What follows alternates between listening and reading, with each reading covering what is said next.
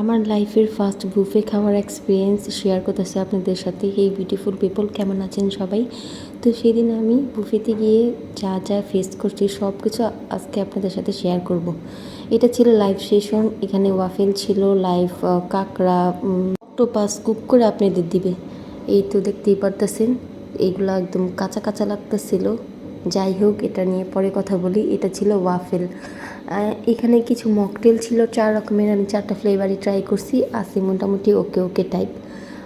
তো আমার কাছে এত খারাপ লাগেনি, আবার এত ভালো লাগেনি। তো এই তো আমি আমার খাবার নিতেছিলাম যখন তখন আমার এখানে খাওয়ার মতো রুচিটা আসতেছিল না কোনো কিছু।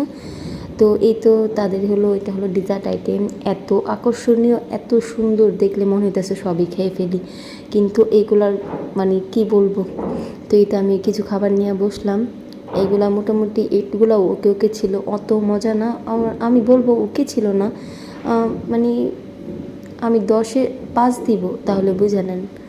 আর এখানে ডিজার্ট আইটেমের মধ্যে একটাও ভালো ছিল না, প্রতিটা পেস্ট্রি একদম শক্ত শক্ত ছিল, মনে হয় বাসি টাসি। তো যাই হোক, কিন্তু ডিজার্টের মধ্যে পুডিংটাই আমার কাছে ভালো লাগছে। আমি পুডিং অনেকগুলো খাইছি, পুডিং 2 রকমের ছিল, দুটোটাই ভালো ছিল। তাছাড়া ডিজার্টে কোনোটাই মজা লাগতেছিল না আমার কাছে, একদম শক্ত শক্ত পেস্ট্রিগুলো ছিল, জানিসই সবগুলোই ওয়েস্ট হয়েছে।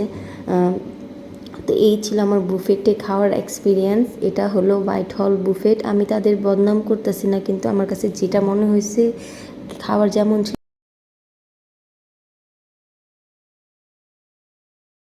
আমি সেটাই বলতেছি, একদম রাহিলিল্লা খাবার বলা যেতে পারে।